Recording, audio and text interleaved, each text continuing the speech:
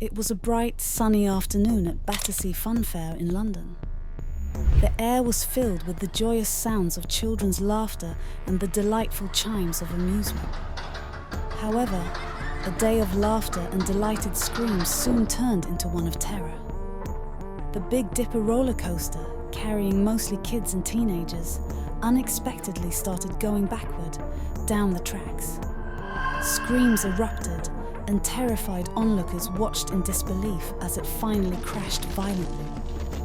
This tragic incident claimed the lives of 5 children and left 13 others with injuries.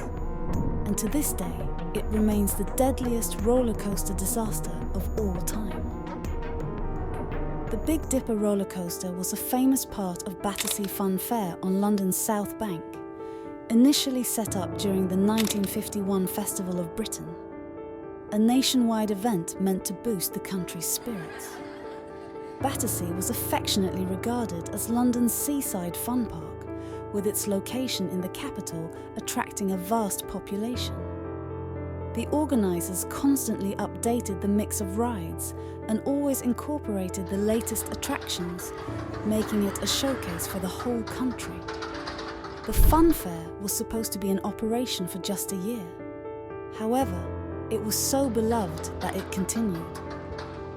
Battersea's star attraction, the Big Dipper, ruled over the park, always drawing eager crowds. This side-friction roller coaster dominated the skyline, soaring to heights of 15 meters. Much like the London Eye today, it was a must-visit for anyone seeking thrills. Even royalty, including the Duchess of Kent and her children, couldn't resist going on a ride when it made its debut in 1951. Yet, beneath the facade of excitement, a tragedy was silently brewing. On that ill-fated May afternoon in 1972, a catastrophic event occurred that would forever change the park's history. Schools had just finished for the half-term break, and Battersea was teeming with visitors. The line for the Big Dipper stretched longer than ever, filled with excited children and teenagers eagerly awaiting their turn to board the ride. Around 2:30 p.m, a group of about 30 people, mostly children, got on the 3-car train of the Big Dipper roller coaster, which had a brakeman aboard, as was common for older coasters at the time. They were responsible for manually slowing down and stopping the ride when it came to an end. The ride began as usual, with the train slowly pulled up the hill by a rope, making a distinctive creaking sound. Passengers and onlookers eagerly anticipated the impending thrill. However, just before reaching the first peak, the hauling rope unexpectedly snapped and the entire train started moving backward down the track. Desperately, the brakeman tried but failed to stop the train, which had started to gain speed rapidly. Initially, onlookers and passengers thought it might be a prank or a harmless ride mishap. But things got serious really fast when the first car derailed around a corner, tumbling 15 feet. The other 2 cars vanished behind wooden screens, crashing into a stationary train and causing part of the wooden barriers to collapse. A young girl found herself stuck on a mostly undamaged carriage, hanging 15 meters high in the air. With her were her friends and another terrified little girl. The girl next to her began screaming, desperately wanting to get off this nightmare. In her panic, she leaned on a wooden barrier, not realizing how fragile it was. The barrier collapsed beneath her. The young girl tried to reach out and grab her endangered friend, but it was too late. She had to watch in utter helplessness as the girl fell from the carriage, plunging to the ground below. Wanting to help, she told everyone else to stay on the carriage while she looked for a way to get down. As she carefully descended, she noticed something disturbing. The path she was walking on was covered in blood. When she looked up, she saw others who had been on the ride, their bodies hanging precariously over the tracks. The scene descended into chaos as onlookers rushed to assist those trapped under debris. Ultimately, this tragic event claimed the lives of 5 children, 3 on the scene and 2 later in the hospital, with 13 others sustaining injuries. After the devastating accident, questions were asked. How could such a terrible tragedy have happened? Accusations began to fly, and demands for a full-scale public inquiry became widespread, dominating the pages of national newspapers. Meanwhile, on one side, the owners of the Big Dipper conducted their own private investigations into the matter. Eventually, a comprehensive public investigation was completed by the end of 1972 and handed over to the Director of Public Prosecutions. By February 1973, a trial was underway, charging Frank Etches, the engineer responsible for inspecting the ride, and the ride manager, James Hogan, with manslaughter. The trial's findings would shock the nation. Inspectors involved in the inquiry discovered that nearly every aspect of the ride was flawed, and the ride was, in essence, a death trap.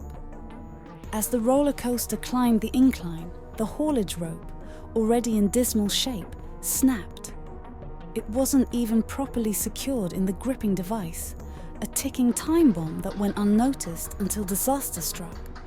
But that was just the tip of the iceberg. Roller coasters like the Big Dipper relied on safety mechanisms called dogs to prevent backward slides. In this scenario, there should have been 8 of them, but shockingly, 4 were missing. Adding to the horror, the ride structure was crumbling, with rot gnawing away at 5 different spots. The walkway was a slippery danger zone, coated in excessive algae growth, and it was on this treacherous path that the young girl leaning on a wooden barrier had met a tragic end. And that's not the end. The roller coaster had faced a devastating fire in 1970, and instead of sourcing new parts, they opted for second-hand replacements, some of which were more than half a century old. And as if that weren't horrifying enough, the individuals operating this ticking time bomb were described as mere teenage boys with no proper training. Reports even surfaced of them using drugs and alcohol while on duty. These shocking revelations painted a grim picture of neglect and a shocking disregard for the safety of visitors at Battersea. How did such a deteriorated ride continue operating despite regular inspections? It comes down to the governance of fairgrounds at the time. In short, fairgrounds were poorly regulated. Although there was a voluntary code of practice for some types of fairgrounds, it contained many loopholes. The frequency of inspections, the qualifications of inspectors, and the definition of qualified were mostly determined by individual owners. These inadequate health and safety requirements became the primary defense during the trial. In November 1973, both the structural engineer and the ride manager were acquitted. The structural engineer, who had certified the ride as structurally and operationally sound, was not held responsible by the judge. The judge argued that the engineer's assessment only applied when the train and its cars were stationary, and he wasn't obliged to test or certify the mechanical aspects of the Big Dipper. The ride's manager was found not guilty because the jury believed that, as a former fitter's mate, he lacked sufficient knowledge to ensure the ride's safety. Following the accident, the Big Dipper roller coaster was permanently closed, and a modern steel roller coaster called the Cyclone replaced it. Nonetheless, the closure of the iconic Big Dipper led to a decline in the park's attendance, and it finally closed in 1974. Temporary fairgrounds were occasionally set up in the park throughout the 1970s, but eventually the site was cleared, and the remaining children's zoo, which still operates today, took over the space. The Battersea Funfair disaster left a lasting impact on those affected and raised important questions about fairground safety and accountability.